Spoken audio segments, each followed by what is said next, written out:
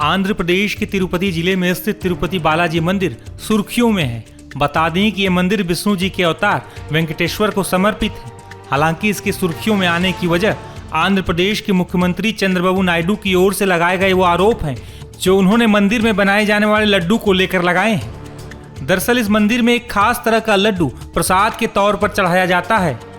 नायडू ने जगनमोहन की पिछली सरकार पर यह आरोप लगाया था कि जगन सरकार के दौरान मंदिर में लड्डू बनाने में घटिया सामग्री और जानवरों की चर्बी का इस्तेमाल किया जाता था।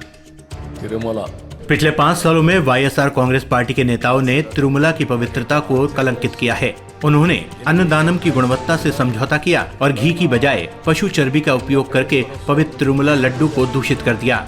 इस खुलासे ने चिंता पैदा कर दी है। हालांकि अब हम शुद्ध घी का उपयोग कर रहे हैं। हम मंदिर की पवित्रता की रक्षा करने का प्रयास कर रहे हैं। दरअसल मुख्यमंत्री नायडू की ओर से लगाए गए आरोपों की पुष्टि उस लैब रिपोर्ट से भी हो रही है जिसमें लड्डू को जांच के लिए भेजा गया था। बता दें कि तिरुपति बालाजी मंदिर भारत ही नहीं बल्कि पूरी दुनिया भर में प्रसिद्ध है।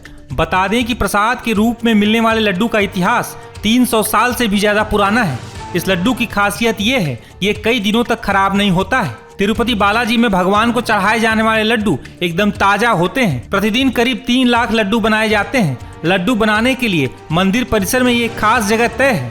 इन लड्डुओं को कोई आम रसोइया नहीं बनाता बल्कि जो रसोइया इस लड्डू को बनाते हैं उन्हें पोटू कहा जाता है। ये लड्डू आज भी कई वर्षों पुराने पारंपरिक तरीके से बनाया जाता है।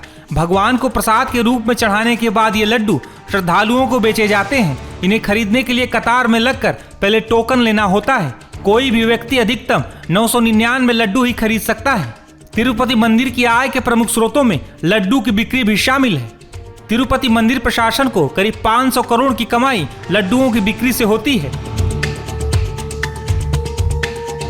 गौरतलब है कि तिरुपति मंदिर में आने वाले भक्त भी खूब दान करते हैं। दर्शन के लिए आने वाले भक्त अपने बाल दान करते हैं और इन बालों से मंदिर प्रशासन को सालाना 120 से 150 करोड़ रुपए तक की आमदनी होती है। कई भक्त तो यहाँ सोना चांदी भी चढ़ाते हैं। बता दें कि तिरुपति बालाजी मंदिर में हर महीने 50 करोड़ से ज्यादा का चढ़ावा आता है। मंदिर की सालाना आय 650 करोड़ से अधिक है। वहीं मौजूदा समय में मंदिर के पास 1000 किलो से ज्यादा सोना, 12,000 करोड़ की एफडी और 1100 से ज्यादा अचल संपत्तियां हैं जो लगभग 8,000 एकड़ से ज्यादा जमीन पर फैली हुई हैं, जिसमें कृषि भूमि भी शामिल है। हालांकि इस बीच चंद्रबाबू नायडू की ओर से लगाए गए आरोपों के बाद से ही हिंदू संत समाज में काफी गुस्सा और नाराजगी है। तिरुपति बालाजी मंदिर में मिलने वाले प्रसाद को लेकर हुए ताजा खुलासे ने हर किसी को हैरान कर दिया है। यकीन करना मुश्किल है कि प्रसाद में जानवरों से की चर्बी से जो घी था उसका इस्तेमाल होता था और ये खुलासा किसी और ने नहीं बल्कि आंध्र प्रदेश के सीएम चंद्रबाबू नायडू ने किया है। और उनका ये आरोप है कि इसके पहले की सरकार यानी जगन मोहन रेड्डी की सरकार के शासनकाल में ये होता था। तो सवाल इस बात का है कि ये क्या सनातन धर्म की आस्था के साथ खिलवाड़ करने की कोशिश की जा रही थी और इसे लेकर अब जो काशी के साधु संत हैं, जो बुद्धिजीवी वर्ग के लोग हैं, उनके बीच आक्रोश है। हम सीधे उनसे ही बात करने की कोशिश करेंगे। हमारे साथ पातालपुरी मठ के पीठाधीश्वर बालक दास जी हैं। बालक दास जी, ये जो खुलासा है काफी हैरान करने वाला है, आप लोग यकीन कर पा रहे हैं? बिल्कुल, बहुत दर्द दुखद और ऐसा एकदम कि सुनने के बाद ऐसा लगता है कि कितना बड़ा जो है सनातन धर्म के साथ ये लोग खिलवाड़ कर रहे हैं।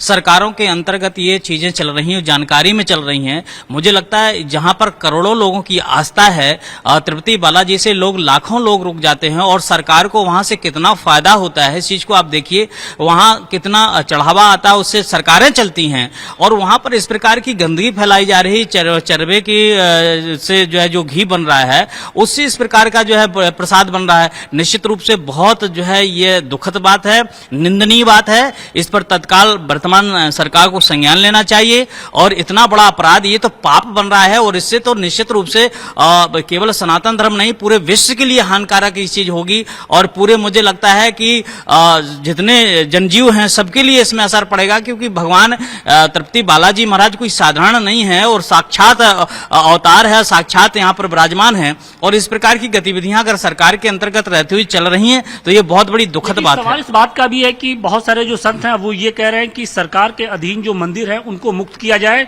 क्योंकि जब से सरकार के अधीन ये मंदिर होने लगे हैं वहां पर गैर हिंदुओं का जो प्रवेश है वो शुरू हो गया और इसकी वजह से जो दुर्व्यवस्था है वो सामने आती जा रही है। निश्चित रूप से इस पर कई बार चर्चा भी चल चुकी है और समाज ने आवाज, अखिल भारतीय संत समिति ने आवाज उठाई है कि जो मंदिर जो है सरकार के अधीन है उनको जो है साधु संतों को सौंपे जाए, क्योंकि जो पूजा पाठ, जो नियम संयम और जो शुद्धता पूर्वक साधु संत कर सकता है वो सरकारें नहीं कर पाएंगी, वो प्रशासक नहीं कर पाएगा। इसलिए पहले से पद्धति रही है साधु संतों को, मठ मंदिरों को चलाने का, लेकिन जो आज सरकारें अपने लालच में पड़ करके और उनको अपने गिरफ्त में करके चल रही है, इसलिए ये सारी चीजें गतिविधि आ रही। मुझे लगता है सरकार को चाहिए कि सारे मठ मंदिरों को साधुओं को सौंप देना चाहिए। हमारे साथ विश्व वैदिक न्यास के अध्यक्ष संतोष सिंह जी हैं। संतोष जी, ये हैरान करने वाली खबर है, आप सनातन के लिए लगातार लड़ाई लड़ते आए हैं, लेकिन ऐसे लोगों से कौन लड़ेगा जो बाकायदे जिनके पास मंदिर की एक तरीके से मंदिर में रहते हैं, मंदिर के कार्यभार देखते हैं और उनके ही देखरेख में अगर प्रसाद में जानवरों की चर्बी से मिला जो बना घी मिलाया जाए। बिल्कुल हैरान करने वाली बात है। जब सीएम चंद्रबाबू नायडू ने इस बात का खुलासा किया है कि पिछली वाईएसआर कांग्रेस की सरकार ने जो वहां का प्रसाद चढ़ता है, लड्डू चढ़ता है, उसको बनाने के लिए जानवरों की चर्बी का प्रयोग किया, तो निसंदेह ये हम सनातनियों के लिए एक बहुत बड़ा झटका है। और हम समझते हैं कि इस तरह की अगर दुर्व्यवस्था और कुकृत्य कहते हैं हम तो इसको, कि अगर ये हो रहा है और संज्ञान में आया है सीएम के, तो मैं सीएम से भी कहना चाहूंगा कि इसकी तुरंत निष्पक्ष जांच करे और दोषियों को कड़ी से कड़ी सजा दे। फिर विश्व वैदिक सनातन न्यास की तरफ से मैं सरकार से भी कहना चाहता हूं अपने हिंदुस्तान के कि भाई आप सरकार चलाने का काम करिए ना। आपको हमने चुना है सरकार चलाने के लिए, न कि मठ मंदिर चलाने के लिए। मठ मंदिर चलाने के लिए हमारे संत और पुजारी पर्याप्त हैं, वो बखूबी चला सकते हैं, आपकी आवश्यकता नहीं है। कि सवाल इस बात का है कि कभी बॉलीवुड फिल्मों में सनातन धर्म के साथ खिलवाड़ किया जाता है, जो देवी देवता होते हैं उनको दूसरे रूप में दिखाया जाता है, और अब तो तिरुपति बालाजी जैसे जो आस्था के जो सबसे बड़े केंद्र हैं वहां पर प्रसाद में इस तरीके से खिलवाड़ किया जा रहा है। हिंदुस्तान के आस्था का एक बहुत बड़ा केंद्र है तिरुपति बालाजी, और वहां के प्रसाद में इस तरह का अपराध हो रहा है, ये जघन्य अपराध है। यही नहीं, सबसे बड़ी चीज ये है कि भारत सरकार में जो लोग नुमाइंदे बैठे हुए हैं, जब मठ मंदिरों पे कब्जा कर लेते हैं पैसे के लिए, तो इनमें ये चीजें खत्म हो जाती हैं कि सनातनी व्यक्ति का ही प्रवेश वहां पे होना चाहिए, और गैर सनातनियों का जो प्रवेश वहां पे हो रहा है, ये जाकर के इसमें इस तरह का कार्य कर रहे हैं, और इस तरह का कार्य जो दुर्भावनापूर्ण है, ये नहीं होना चाहिए। नहीं होना चाहिए। ऐसे लोगों की क्या सजा हो ताकि एक मिसाल बन सके?